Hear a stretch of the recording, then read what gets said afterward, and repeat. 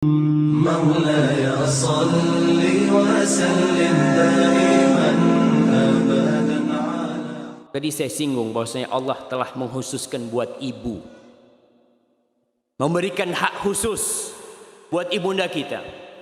Kenapa?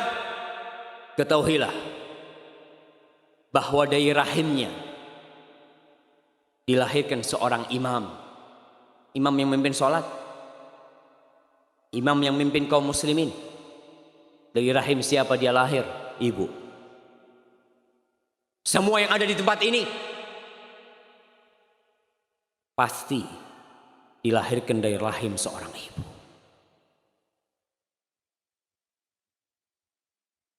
Orang-orang pada ribut kemarin merayakan hari ibu. Kajian ini bukan untuk merayakan hari ibu. Tidak ada hari ibu dalam Islam. Tidak ada hari ibu dalam Islam, karena semua hari 360 hari milik ibu kita. Nggak ada kau khususkan buat ibu satu hari. Aku ingat sama ibu, aku doakan ibuku. Tidak, seorang muslim dalam doanya, dalam sujudnya, dalam waktu-waktu mustajab, dia mengatakan Rabbi ghfirli wali walidayya warhamhuma kama rabbayani shaghira. Para jamaah, kita ini yang laki jangan cemburu ketika anak kita lebih cinta sama ibunya daripada kita.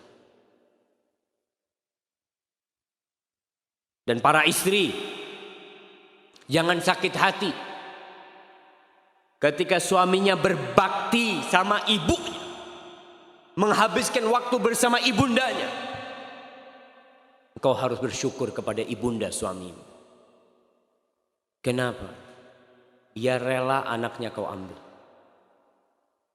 Ibu itu kepingin anaknya sukses, berhasil. Kemudian anaknya mendampingi ibu. Tapi ketika menikah, dibawa sama istrinya, hidup bersama istrinya, sibuk dengan anak-anaknya. Maka tolong para wanita, membantu suaminya berbakti sama ibunya. Hamalathu ummuhu kurhan wa wada'athu kurhan wa hamluhu wa fisaluhu 30 syahra. Allah ingatkan ibu. Ingat, ibunya hamil dia dalam kondisi sulit. Perempuan itu lemah, jamaah. Fisiknya lemah, kau lebih kuat. Tapi Allah kasih beban dia anak di perutnya. Dan kita lihat bagaimana antum yang udah nikah. Antum lihat bagaimana istri antum.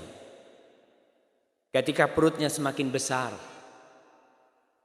dia udah mulai sulit tidur. Miring nggak bisa. Lurus, punggungnya sakit. Kemudian ketika dia duduk, anaknya mulai bergerak-gerak, ditendang-tendang ibunya. Seneng ibu kita tuh ketika kita di perutnya. Dia seneng ketika kita tendang-tendang dia. Dia akan perintahkan bapak kita, sini-sini, dengerin nih. Kau pegang tuh. Subhanallah. Padahal capek. Tapi cinta dan kebahagiaan dia menunggu kehadiran kita, membuat kelelahan dia lupakan. Ketika suatu hari gerakan di perutnya berhenti, apa yang dirasakanlah ibu kita? Ketika kita tidak berputar di perut ibu kita, bingung. Dia mengatakan kepada ayah kita, Fulan, kok nggak bergerak ya bayinya? Aku takut ada apa-apa sama dia. Berangkat ke dokter, diperiksa, nggak apa-apa, sehat. Bahagia tuh ibu. Ketika datang masa-masa melahirkan, Allah mengatakan wa wada'athu kurha. Dia melahirkan. Ibu kita melahirkan kita. Kita yang bisa ada di sini keluar dari rahim ibunda kita. 9 bulan kita makan dari darah ibu kita. Kita darah dagingnya. Ketika dia mengeluarkan kita, berat. Bukaan pertama, bukaan kedua, bukaan ketiga, berangkat ke dokter. Kau harus banyak jalan. Jalan ibu kita. Lihat lagi bukaan kelima, alhamdulillah sudah tinggal sedikit. Tambah mendekat, tambah sakit yang dirasakan oleh mereka untuk mengeluarkan kita, jemaah. Wa hamluhu wa fisaluhu 30 syahra.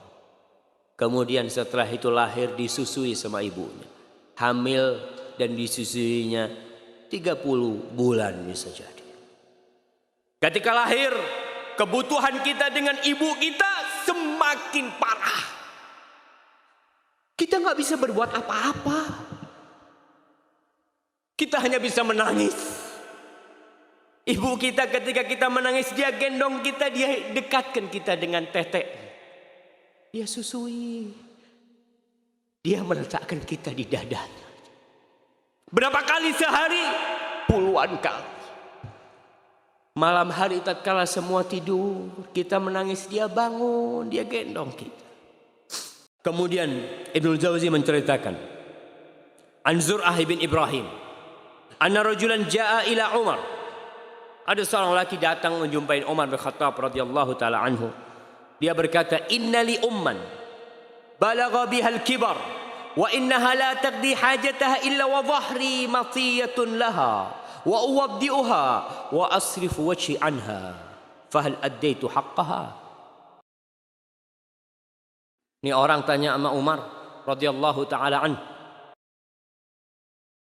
wahai Amirul Mukminin, aku ini punya ibu udah tua, udah renta, dia itu udah nggak bisa apa-apa. Dia kalau mau ke kamar mandi, punggungku yang jadi kendaraan.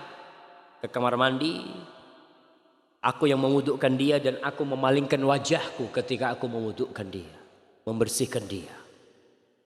Karena nggak ada orang lain, dia yang melakukan itu. Apakah aku sudah membalas budi dia? Qala la. Enggak. Kata Umar, la. Qala alaysa qad hamaltuha ala dhahri wa habastu nafsi 'alaiha. Bukankah aku, wahai Amirul Mukminin, sudah mengangkat dia di atas punggungku dan aku menahan diriku demi dia. Enggak kemana-mana, enggak keluar kota kemana-mana. Aku diam di rumah untuk dia. Apakah aku tidak membalas budi dia? Apa kata Umar? Enggak. Kenapa? Innaha kanat tasna'u dzalika bika wa hiya tatamanna baqa'ak. Ingat ibumu dulu. Ketika dia gendong engkau, ketika dia membersihkanmu, ketika itu dia mengharapkan engkau hidup. Dan engkau sekarang berbuat itu kepada ibumu. Kau ingin ibumu cepat mati. Kau ingin berlepas diri. Kadang kalau anak ngomong, ya aduh kesian ibu ya, mudah-mudahan udah cepat mati ibu daripada tersiksa di dunia ini. Padahal yang tersiksa bukan ibunya. Siapa? Iya. Si anak merasa nggak nyaman merawat ibunya yang sakit. Pintu surga, jamaah. Dia bercerita, ada seorang lelaki yang membodoh-bodohin anak muda. Dia katakan, ente sini. Ente anak kasih fulus. Anak kasih permata, berlian. Dia ingin membodoh-bodohin anak ini. Tapi syaratnya satu. Kau datangkan jantung ibumu. Ada anak-anak muda kalau sudah kena narkoba, kena apa, dikasih duit, berangkat tuh. Fa'ata, dia datang, dia jumpain ibundanya. Lalu dia tusuk ibunya. Dan dia keluarkan jantung ibundanya. Untuk ditukar dengan emas-emasan. Ditukar dengan perlian dan mutiara. Lalu dia cepat bawa tuh jantung. Dalam perjalanan, karena terburu-buru, dia tersandung. Ketika tersandung, jantung itu menggelinding. Kemudian jantungnya bercampur dengan debu. Dalam kondisi jantung itu menggelinding, nadahu qalbul Jantung itu memanggil anaknya. Wahai Ananda, wahai Anandaku, kau nggak apa-apa anakku. Kau nggak apa-apa kesandung anakku, kata dia. Suara itu yang penuh dengan kelembutan, tetap seakan-akan suara itu adalah murka Allah Jalla Jalla kepada anak. Maka dia ambil tuh jantung ibundanya, dia cuci dengan air mata yang menetes dan mengalir dari matanya. Lalu dia mengatakan, wahai jantung ibundaku, kau balas dendam atas kesalahan anakku ini. Kesalahanku tidak mungkin bisa diampuni. Maka dia ambil pisau yang dia gunakan untuk menusuk ibundanya. Dia hendak menusuk dirinya sendiri. Lalu jantung itu mengatakan, kufayatan, jangan anakku. Jangan kau bunuh aku 2 kali. Wahai anakku, jangan.